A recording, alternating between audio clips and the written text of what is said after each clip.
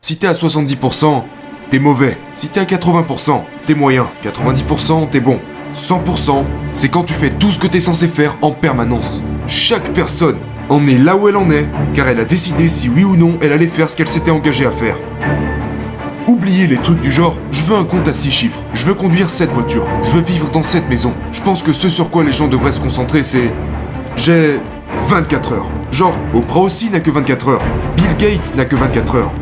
Warren Buffett n'a que 24 heures. Leurs journées ne sont pas plus longues que les vôtres. Et c'est dans cette période de 24 heures que je peux soit détruire ma vie ou construire ma vie. L'humilité est-elle si importante pour vous et tellement d'autres personnes? Qu'est-ce que ça représente pour vous? J'ai entendu cette phrase de Dan Gilbert une fois qui disait « L'innovation est récompensée, l'exécution est vénérée ». Donc ce que j'ai appris de ce gars, c'est que votre argent se met à muter quand vous exécutez. J'ai réalisé que je n'avais pas la bonne notion du succès. Maintenant, je comprends que le succès, c'est le fait d'accomplir ce que vous dites que vous allez accomplir. C'est faire les choses que vous dites que vous comptez faire. Et soyons honnêtes, si vous deviez revenir en arrière et déterminer le pourcentage des choses que vous avez faites par rapport aux choses que vous avez dites, comment vous noteriez-vous? Si t'es à 70%, t'es mauvais. Si t'es à 80%, t'es moyen. 90%, t'es bon. 100%, c'est quand tu fais tout ce que t'es censé faire en permanence. Donc, quand j'ai commencé à regarder ma vie, j'ai réalisé, et je parle bien de ma vie, si je me dis que je vais m'entraîner 21 jours d'affilée, mais que personne ne le sait, si personne sait que je compte m'entraîner 21 jours d'affilée, je peux me défiler. Je peux m'arrêter avant, je peux sauter une séance, faire ci et ça. Mais si j'appelle quelqu'un et lui dis « Hey, je vais m'entraîner pendant 21 jours d'affilée, et j'ai besoin que tu t'assures que je le fasse », à partir de ce moment, mes séances d'entraînement n'auront absolument plus rien à voir avec le sport, plus rien à voir avec ma santé, plus rien à voir avec le fait que je prenne soin de mon corps, mais tout à voir avec le fait que je t'ai dit que j'allais le faire. Et je ne veux pas que tu m'appelles, que tu me demandes si je l'ai fait et que je sois obligé de te dire que je ne l'ai pas fait. Donc j'ai réalisé que chaque personne en est là où elle en est, car elle a décidé si oui ou non elle allait faire ce qu'elle s'était engagée à faire. Et pas seulement le faire, mais en combien de temps elle le fait, et avec quelle intensité. Je pense que si les gens sont confus, c'est parce que, tu sais, ils pensent d'abord au résultat. Et je ne dis pas que vous ne devez pas avoir d'objectif, mais vous devez travailler pour le travail. Tu sais, vous devez travailler parce que c'est ce que vous devez faire. Vous êtes passionné par ce que vous faites. Et donc vous devez vous réveiller tous les jours avec ce concept qui est que j'ai 24 heures. Elles m'appartiennent. Ces 24 heures sont à moi. Et tout ce que je m'apprête à faire aujourd'hui déterminera où j'en serai demain et après-demain. Je pense que c'est sur ça que les gens devraient se concentrer. Oubliez les trucs du genre, je veux un compte à 6 chiffres, je veux conduire cette voiture, je veux vivre dans cette maison.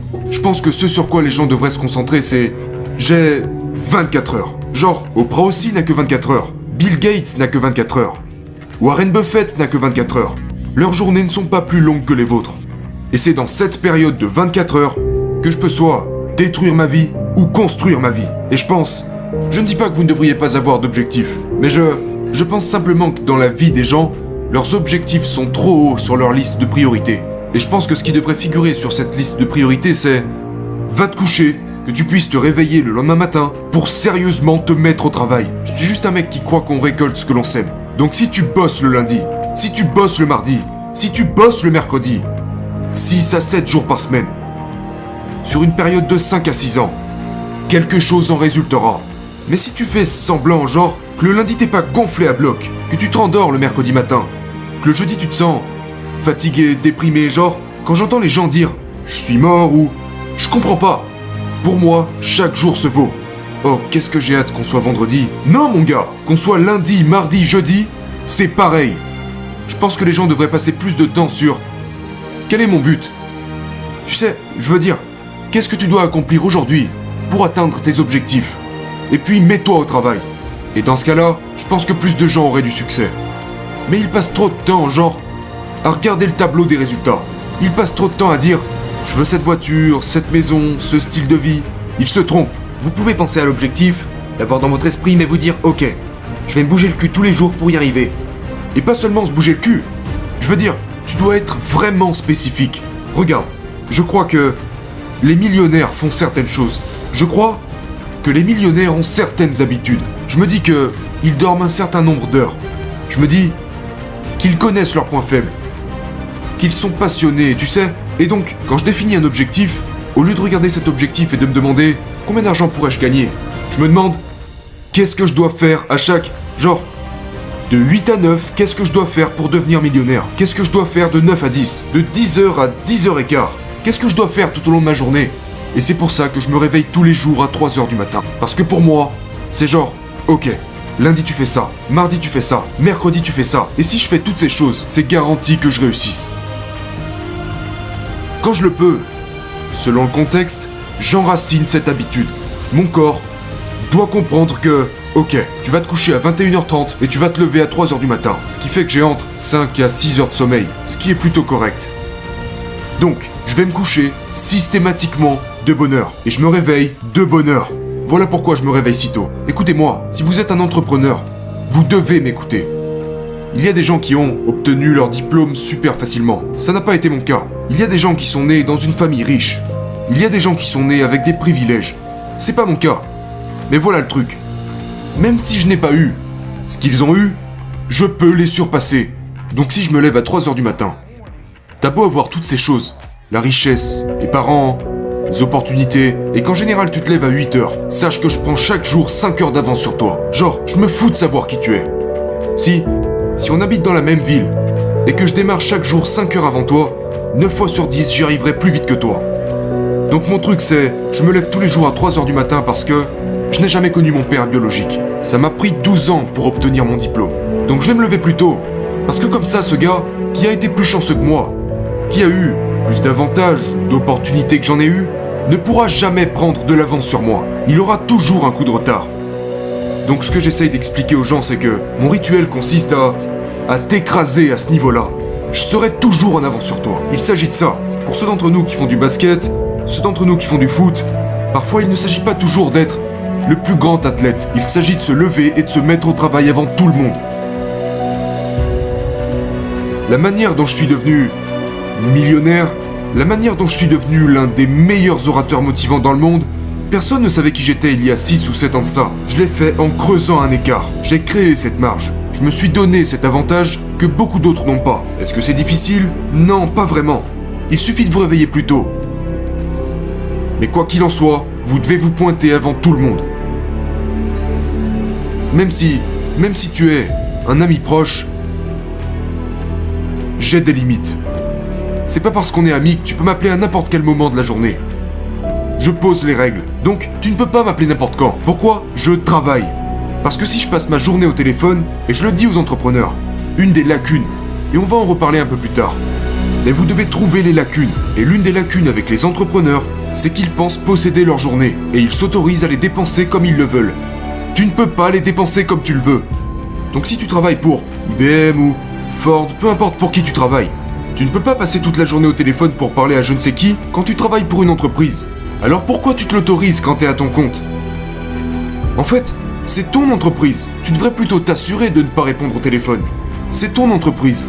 L'un de mes rituels, c'est que dès que je me mets au travail, il n'y a plus aucune distraction. Dès que j'attaque mon travail, peu importe si c'est ma femme, mes enfants, ils savent que durant ce certain laps de temps, je fais mon job.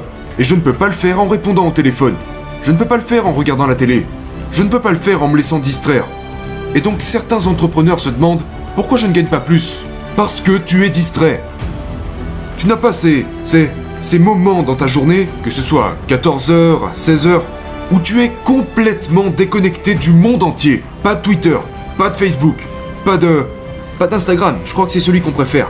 Pas d'Instagram, rien de tout ça. Créez ces moments d'isolation, de solitude, où vous vous donnez une chance de penser, où vous vous donnez une chance de vous y mettre. Et quand vous vous y mettez, mettez-vous-y à 120%. Une partie de mon succès est due au fait que j'ai eu le courage de le dire. Et je ne partage pas mes objectifs seulement quand je suis sûr de pouvoir les atteindre. Je les partage pour que tu puisses me demander plus tard si j'y suis arrivé. Parce qu'une fois que les gens savent que j'ai l'intention de le faire, boum, je m'y mets. Et je ferai tout mon possible pour ne pas passer pour un menteur. Je ne laisserai pas les gens penser que je suis un rêveur. Donc si tu es un entrepreneur, je te mets au défi de sortir de l'ombre, de sortir de ta tanière, d'arrêter de te cacher quand personne ne sait ce que tu as l'intention de faire. Et je te mets au défi de réaliser tes rêves et tes objectifs en les partageant aux autres. Maintenant voilà l'autre partie qui pour moi, est essentiel. Je pense toujours à ça. Si je n'exécute pas, à quel point cela va-t-il décevoir ma famille? À quel point cela va-t-il décevoir mes amis? Donc, si je me mets pas au travail, quel genre de Noël vais-je pouvoir offrir à mes enfants? J'ai payé la première année de faculté de mon fils cash pour qu'il puisse faire ses études. Vous ne pouvez pas payer comptant les frais de scolarité de vos enfants si vous ne vous mettez pas à l'œuvre, si vous n'y mettez pas de l'engagement. Pour que chacun de mes enfants ait sa propre voiture pour aller à l'école, vous ne pouvez pas acheter de voiture à vos enfants si vous ne vous mettez pas à l'exécution. Ma femme a une voiture. Elle va où elle veut. Elle travaille 12 heures par semaine. Elle peut faire toutes ces choses. Elle a été diagnostiquée il y a déjà 1 an et demi maintenant. Elle a une maladie au niveau du cerveau. Imagine si je n'étais pas un exécuteur, ma femme aurait encore à travailler 40 heures par semaine. Il y a des femmes atteintes de la même maladie que celle de ma femme qui doivent encore travailler 40 heures par semaine. Pourquoi? Parce que leurs maris sont des feignants. Donc elles doivent se lever et aller travailler, même si médicalement elles ne devraient pas. Elles doivent continuer de se lever et aller travailler. Ma femme n'a pas besoin de se lever et d'aller travailler. Elle travaille quand elle en a envie. Pourquoi? Parce que je fais le travail. Et j'ai remarqué que l'exécution dans les affaires est comme un cœur qui bat et qui te maintient en vie. Une fois qu'il s'arrête, une fois que tu t'arrêtes, c'est terminé pour toi. Si vous n'exécutez pas en tant qu'homme d'affaires, en tant qu'entrepreneur, c'est fini pour vous. Quand tu ne fais plus que parler, que tu passes des heures et des heures à parler de ce que tu comptes faire, tu passes des heures à visualiser. Regarde, je veux pas être irrespectueux, mais je pense que ça va te plaire. Je n'accepte plus aucune invitation pour le déjeuner. Pourquoi? Parce que j'ai réalisé que beaucoup de gens veulent déjeuner avec toi juste pour parler. Nous venons juste de passer 1 heure à parler, 30 minutes sur la route. Ça fait 2 heures durant lesquelles j'aurais pu gagner de l'argent à la place.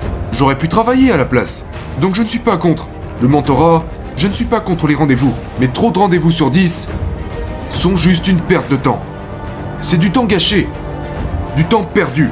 Et j'aimerais aussi dire que je vous garantis que cette année pourrait être la meilleure de toute votre vie si vous en faites plus. Et je ne dis pas que vous ne faites rien, mais je dis que si vous consacrez 100% de votre temps au travail, vous rajouterez probablement un 0 de plus à vos revenus. Un 0 de plus à vos revenus juste en exécutant. En exécutant de sorte à réussir avant la date limite à laquelle vous vous êtes tenu et en exécutant avec excellence. Faites ces 3 choses et je vous garantis que vous passerez à un tout autre niveau.